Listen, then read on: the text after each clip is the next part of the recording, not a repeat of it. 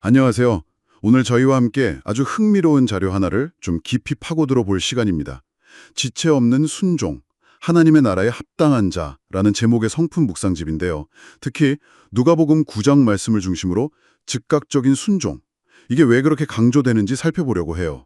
네, 안녕하세요. 이 자료는 예수님의 부르심 앞에서 망설임 없이 따르는 태도, 이게 핵심이라고 말하는데요.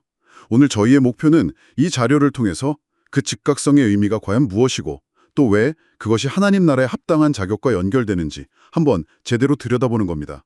준비되셨죠? 네, 정말 흥미로우면서도 처음엔 좀 당혹스러울 수 있는 그런 주제죠. 예수님께서 장례나 가족 작별 인사와 같이 우리가 인간적으로 너무나 중요하다고 여기는 그런 일들보다 당신 따르는 걸 앞세우라고 하시잖아요. 맞아요. 이게 문자 그대로의 의미인지 아니면 좀 더 깊은 뜻이 있는지 파헤쳐 볼 필요가 있겠습니다. 맞아요. 바로 그 부분을 좀 짚어보죠. 누가복음 9장 59절에서 62절 말씀인데요. 예수님이 한 사람에게 나를 따르라 딱 하시니까 그 사람이 먼저 가서 제 아버지 장례를 치르게 허락해 주십시오 라고 해요. 근데 예수님 대답이 정말 파격적이죠. 자기들의 죽은 자들을 장사하게 두고 너는 가서 하나님 나라를 전파하라. 네. 또 다른 사람은 주님, 제가 주님을 따르겠습니다. 다면 먼저 가족에게 작별 인사를 하게 허락해 주십시오. 하는데 예수님은 손에 쟁기를 잡고 뒤를 돌아보는 자는 하나님 나라에 합당하지 않다고 답하십니다. 와우. 정말 단호하시죠? 아니, 장례나 작별 인사마저 미루라니. 이게 도대체 무슨 의미일까요? 너무 좀 비정한 요구처럼 들릴 수도 있을 것 같은데요. 무시하라거나 인간적인 도리를 버려라. 이런 데 있는 것이 아니에요. 핵심은 우선순위에 있다는 거죠. 아, 우선순위요? 네. 하나님의 부르심, 특히 하나님 나라를 전파하라는 그분의 소명은 다른 어떤 가치보다도 심지어 사회적으로나 개인적으로 매우 중요하게 여겨지는 의무보다도 절대적인 최우선 순위를 갖는다. 이 점을 아주 극명하게 보여주시는 겁니다. 절대적인 최우선 순위. 네. 자료는 바로 이 지체 없는 태도, 즉 부르심 앞에서 망설이거나 조건을 달지 않고 그냥 즉각적으로 응답하는 것. 이것이야말로 하나님 나라에 속한 사람의 본질적인 특징이다. 이렇게 설명합니다. 단순히 순종하는 행위를 넘어서서 그 마음의 태도를 강조하는 거죠. 절대적인 최우선 순위, 그리고 지체하지 않는 태도. 알겠습니다. 근데요, 그런 즉각적인 순종이 우리 삶을 구체적으로 어떻게 바꾼다는 걸까요? 이 자료에서 하나님께서 우리의 시간을 사롭게 하신다는 표현을 쓰던데 이게 정확히 어떤 그림일까요? 그냥 시간을 효율적으로 쓰게 된다, 그런 뜻은 아닐 것 같은데요? 네, 맞아요. 훨씬 깊은 의미입니다. 이 자료의 관점은 이거예요. 우리가 흔히 과거의 실패나 상처에 발목 잡히거나 아니면 반대로 언젠가 상황이 나아지면 하면서 미래를 핑계 삼아서 현재 해야 할 일을 미루는 그런 경향이 있잖아요. 네, 있죠. 하나님은 바로 이런 어떤 과거 지향성이나 미래 의존성에서 우리를 해방시키신다는 겁니다. 아, 해방이요. 네. 핵심은 지금 여기에 응답하는 삶으로의 전환이에요. 과거에 대한 후회나 미래에 대한 막연한 불안감 이런 게 아니라 하나님이 허락하신 현재라는 시간 속에서 그분의 뜻을 발견하고 즉시 행동으로 옮기는 삶이죠. 자료는 이렇게 결단과 실행 사이에 불필요한 망설임이나 지연이 없는 삶, 이것이 바로 하나님께서 우리의 시간을 새롭게 하시는 방식이라고 말합니다. 뭐랄까, 시간의 주인이신 하나님과 같은 시간 감각을 회복하는 것이라고 할까요? 지금 여기에 응답하는 삶. 결단과 실행 사이에 망설임이 없다. 와, 정말 도전적이네요. 말은 쉽지만 실제로는 이거 정말 어려운 질 같습니다. 이 자료는 이 개념을 더 파고들기 위해서 창조 영성, 타락 왜곡, 구속 정화라는 세 가지 틀을 제시하더군요.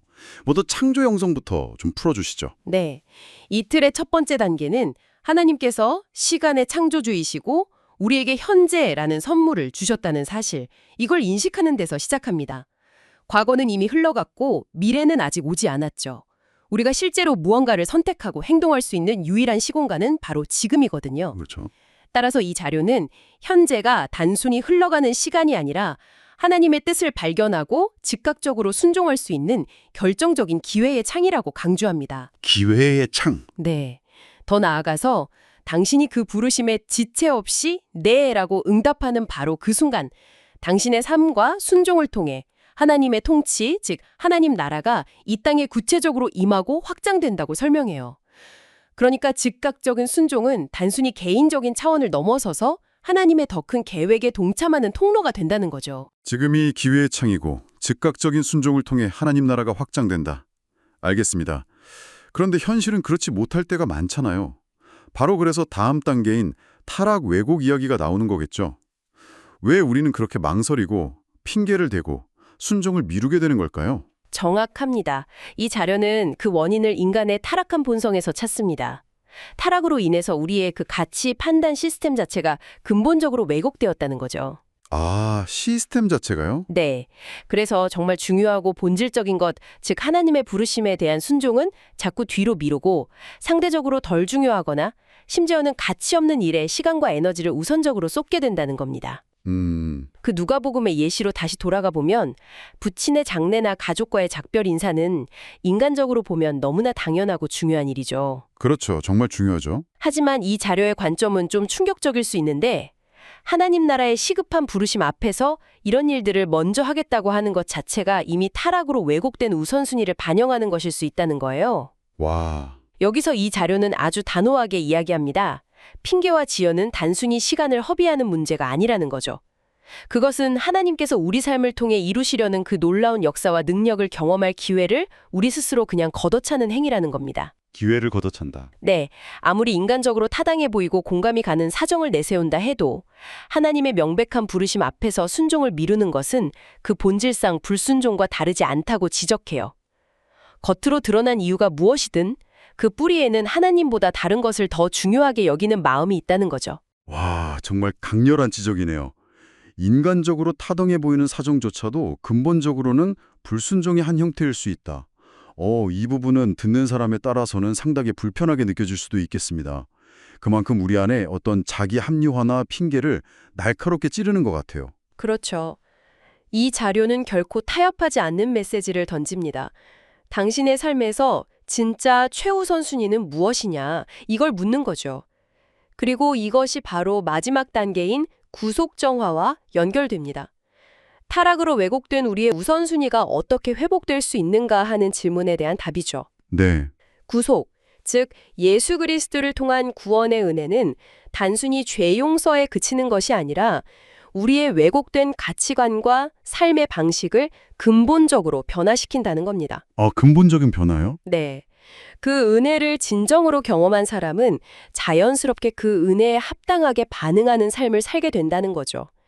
예수님의 부르심 앞에 즉각적으로 반응하고 세상의 어떤 가치나 인간적인 관계, 심지어 자기 자신의 계획이나 욕망보다도 예수님을 따르는 것을 최우선으로 여기는 태도, 이것이 바로 구원받은 삶에서 나타나는 정화된 열매라는 겁니다. 정화된 열매. 네. 따라서 이 자료는 즉각적인 순종을 단순히 힘든 명령에 억지로 따르는 의무로만 보지 않습니다. 오히려 우리 안에 있는 구원의 은혜와 살아있는 믿음이 구체적인 삶의 행동으로 드러나는 증거라고 보는 거죠. 믿음이 있다면 그 믿음은 반드시 지체 없는 순종이라는 열매로 나타나게 된다는 그런 논리입니다. 구원받은 삶의 정화된 열매. 살아있는 믿음의 실천적 증거. 즉각적인 순종에 그런 깊은 신학적 의미가 담겨 있군요. 자, 그렇다면 이 모든 논의가 결국 당신, 즉 이 내용을 듣고 계신 바로 당신에게는 어떤 의미가 있을까요? 자료는 마지막으로 우리 자신에게 던져야 할 몇 가지 성찰 질문을 제시합니다. 청취자 여러분께서도 잠시 멈추셔서 스스로에게 한번 물어보시면 좋겠습니다. 네, 좋은 질문들이죠. 첫째, 혹시 당신은 예수님의 어떤 부르심 앞에서 먼저 이것부터 좀 처리하고 나서 라거나 나중에 상황이 좀 더 안정되면 하는 식으로 미루고 있는 용역은 없습니까? 마음속 깊은 곳에서 애써 외면하고 있는 그런 순종의 과제가 있지는 않나요? 둘째, 바쁜 일상 속에서 직장 일, 학업, 가정의 여러 중요한 일들이 있죠. 물론 중요합니다. 그런데 혹시 이런 일들이 기도, 말씀 묵상, 예배, 다른 사람을 섬기는 일 같은 이런 하나님 나라의 일보다 항상 더 중요하고 시급하게 느껴져서 실제 우선순위에서 계속 밀려나고 있지는 않습니까? 어쩔 수 없어. 라고 스스로 합리화하고 있진 않은지 한번 돌아볼 필요가 있겠습니다. 네, 그럴 수 있죠. 셋째, 하나님께서 당신에게 주신 지금이라는 이 귀한 시간 안에서 그분의 뜻을 발견하고 그것을 이루기 위해 구체적으로 어떤 즉각적인 순종을 실천하고 계십니까? 최근에 망설임 없이 네 라고 답하고 발걸음을 내디뎠던 경험이 있다면 무엇이었는지 떠올려 보는 것도 좋겠습니다. 네, 이 질문들은 정말 중요합니다. 우리가 머리로는 동의하지만 삶으로는 살아내지 못하는 그 간극을 메우도록 돕기 때문이죠. 추상적인 믿음의 고백이 어떻게 구체적이고 시의적절한 행동, 즉 지체 없는 순종으로 이어질 수 있는지 스스로 점검하게 만드는 강력한 도구입니다. 자료가 말하는 것처럼 이런 성찰과 결단을 통해서 우리는 단순히 명령을 따르는 수준을 넘어서서 예수 그리스도의 성품, 그러니까 그분의 즉각적이고 온전한 순종에 참여하게 되는 도전을 받게 되는 것이죠. 네, 오늘 저희가 함께 깊이 파고든 이 자료는 하나님의 부르심에 대한 즉각적인 응답의 무게를 아주 강력하게 느끼게 해주었습니다. 심지어 장례나 작별 인사처럼 인간적으로 지극히 타당해 보이는 이유들조차 하나님 나라의 관점에서는 순종을 지연시키는 핑계가 될 수 있다. 네, 그렇죠. 그리고 이는 결국 하나님 나라 백성으로서의 자격을 의심하게 만들고 또 하나님께서 우리를 통해 행하시려는 역사를 경험할 기회를 놓치게 할 수 있다는 상당히 도전적인 시각을 접했네요. 맞습니다. 특히 장례나 작별 인사마저 뒤로 하라는 예수님의 말씀은 아무리 다시 들어봐도 정말 충격적이죠. 네, 맞아요. 예수님께서 제자들에게 요구하신 그 헌신의 근본적인 성격, 그 전폭적인 요구와 긴급성을 다시 한번 생각하게 합니다. 다른 모든 가치를 상대화시키는 그런 부르심이라고 해석할 수 있겠습니다. 자, 이제 마지막으로 당신이 이 주제에 대해 더 깊이 생각해 볼 만한 질문을 하나 던져드리고 싶습니다. 오늘 자료는 왜 즉각적으로 순종해야 하는가에 여러 설명을 했지만 어쩌면 더 근본적인 질문은 이것일 수 있습니다. 도대체 예수님은 왜 그토록 절대적이고 즉각적인 순종을 요구하셨을까요? 정말 근본적인 질문이네요. 네, 그것이 하나님 나라를 전파하라는 메시지 자체가 가진 어떤 본질적인 긴급성 때문이었을까요? 정말 한시라도 지체할 시간이 없다는 그런 절박함?